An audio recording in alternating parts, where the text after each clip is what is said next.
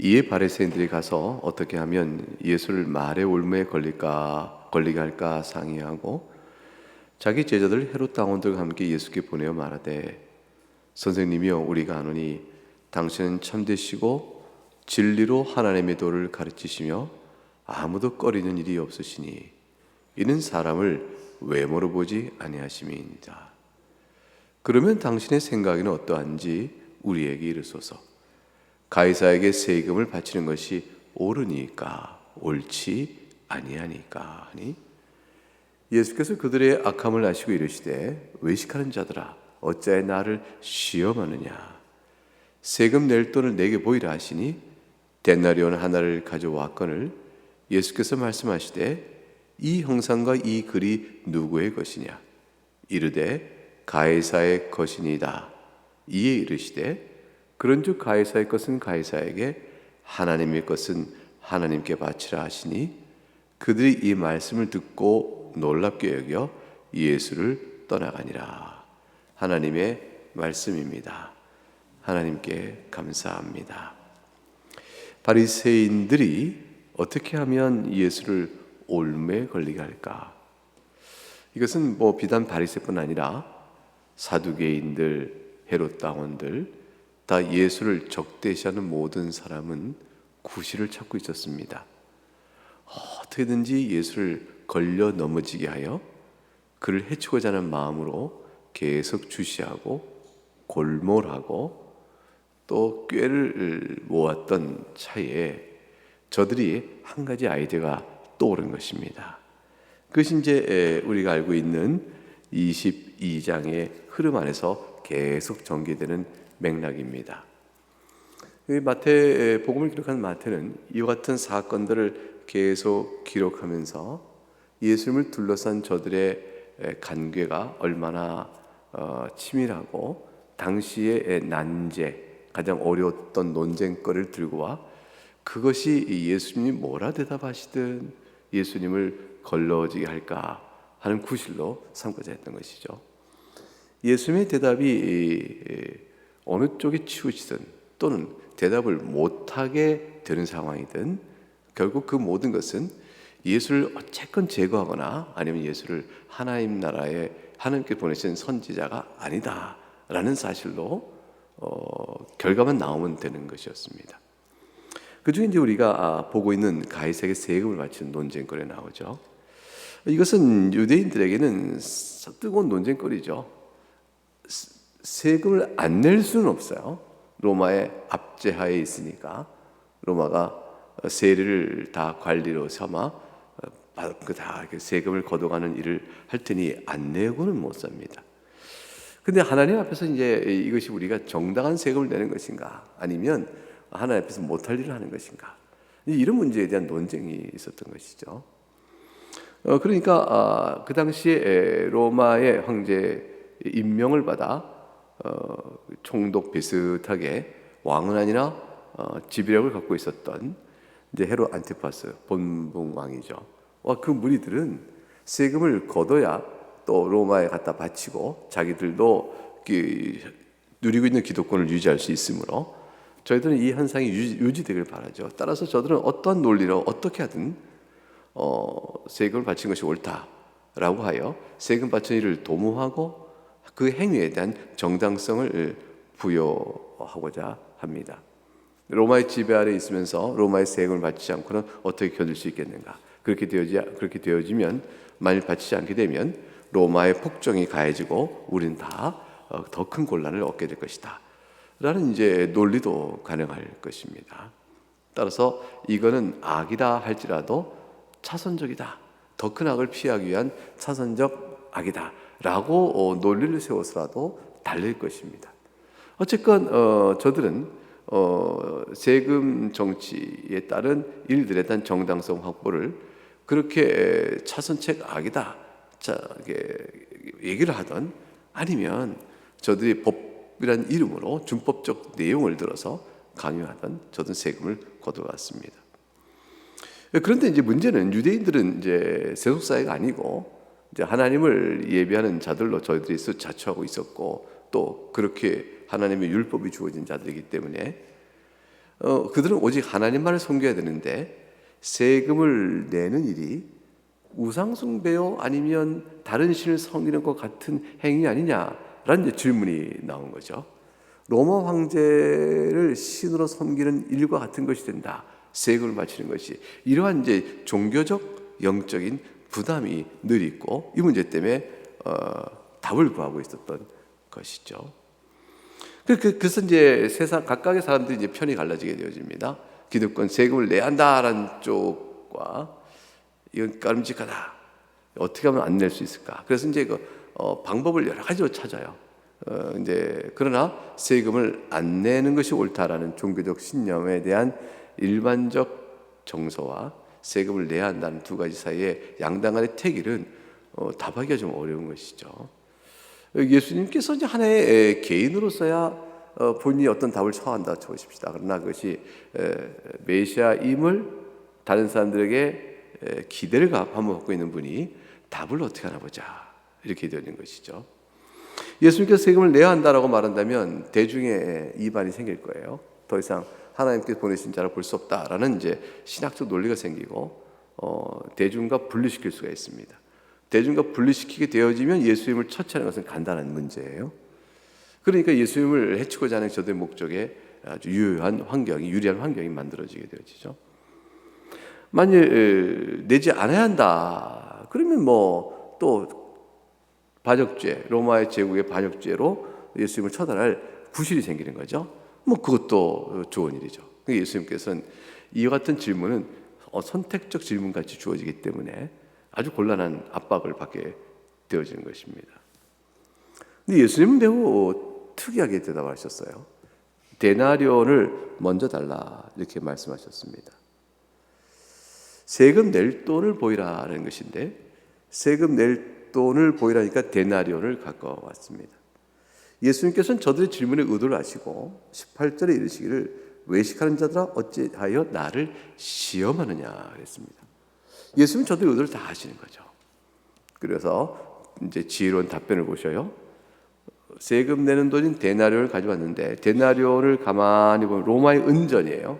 로마 제국이 발행한 은전인데 거기는 로마 제국에서 예루살렘을 온 많은 유대인들이 있고 또 이방인들도 오고 기타 장사도 하고 이렇게 되기 때문에 흔하게 통용되고 있던 화폐였죠.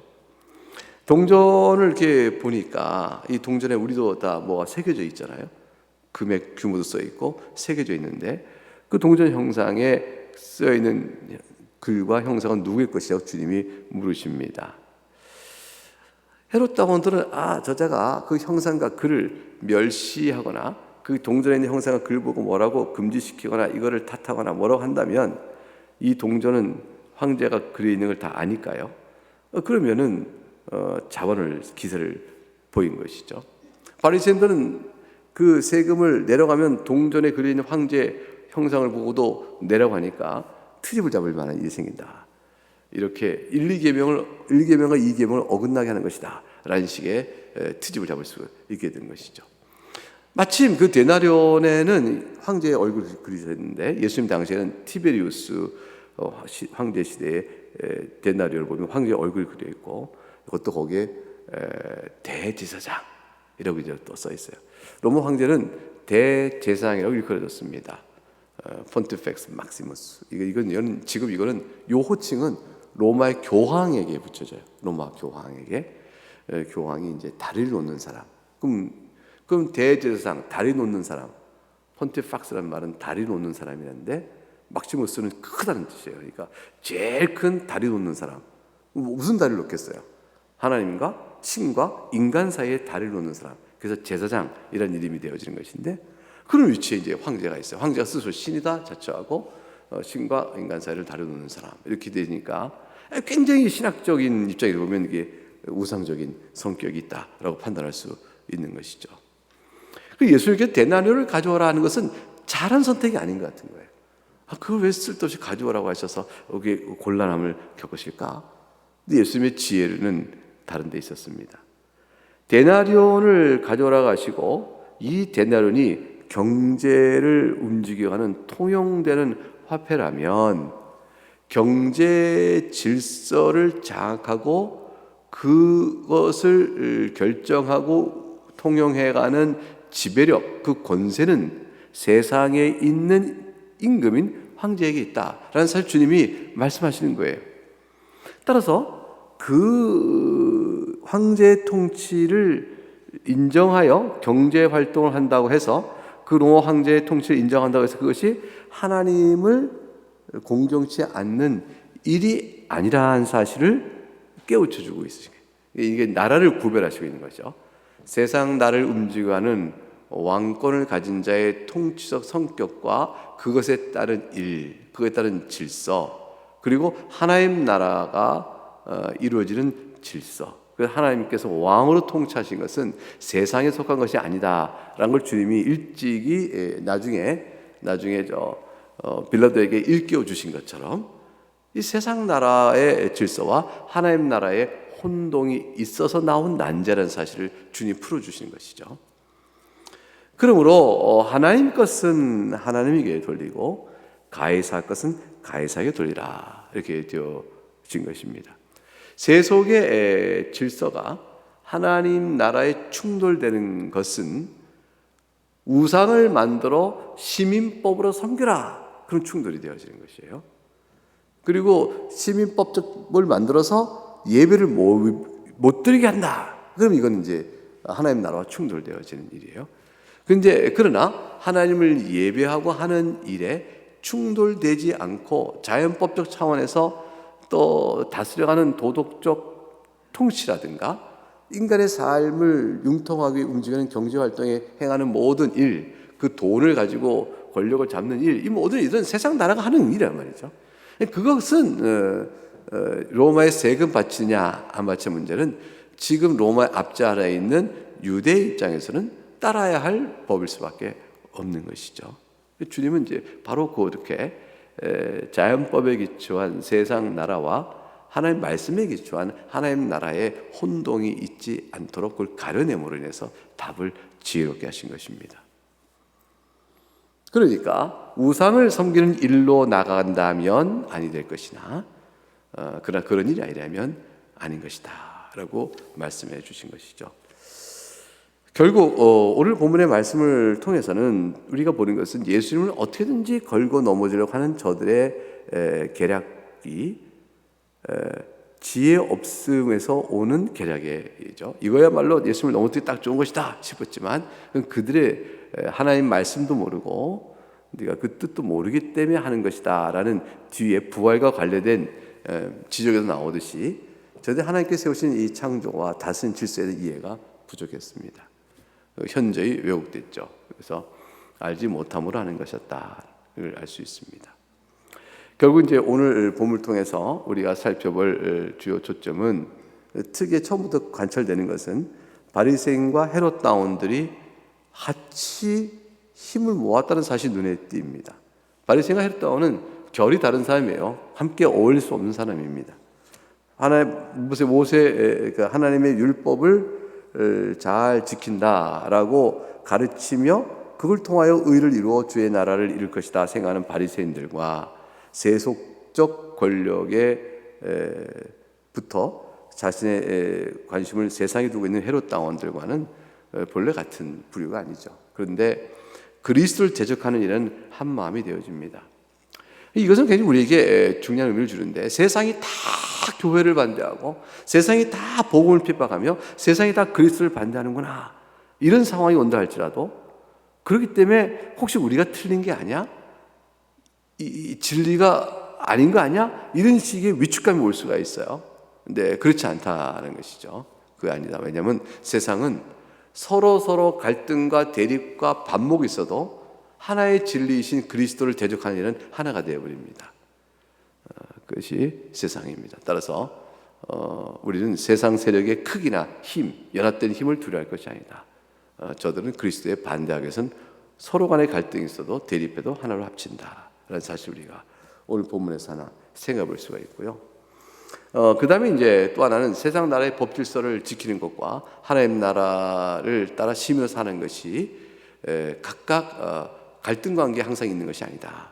그래서 세상 나라 살아가는 심의법적 질서를 잘 지켜가면서 하나님 나라의 백성으로 살아갈 일이 있다. 오히려 하나님 나라의 백성으로서 심의법 질서를 어떻게 더 잘 지켜가느냐, 그걸 통해서 하나님 나라의 백성다움을 더, 하나님 나라의 특성을 더 잘 드러낼 수가 있어요. 그러니까 세상 사람보다 세상 법을 더 잘 지켜야 한다.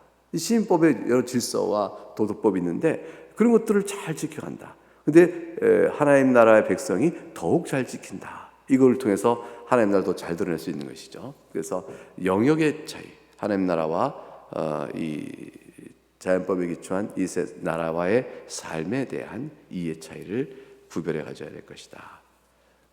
그러나 하나님께 드려야 될 참된 예배와 공경을 세상 나라에 드려서는 안 된다. 그 제한점도 마음에 잘 두어야 합니다. 오늘 본문의 예수님을 올매 골고다 한 시험 속에서 우리가 이러한 것들을 살펴보며 주 예수님의 놀라우신 지혜는 어디서 올까? 그 모든 것을 다 하시는 필요한 진리의 원형이신 그리스도를 우리가 배우게 되어집니다. 말씀이자 참 진리신 그리스도의 탁월하심을 보게 되어지는 것이죠. 예, 그렇게 돼서 우리가 같이 잠시 말씀을 생각해 보면서 세상이 복음을 대적하나 진리신 주님께서 어떻게 그것들을 넉넉히 물리쳐주셨는가, 오늘 본문을 생각하면서 우리가 잠깐 하나님께 감사 기도를 드리도록 하겠습니다.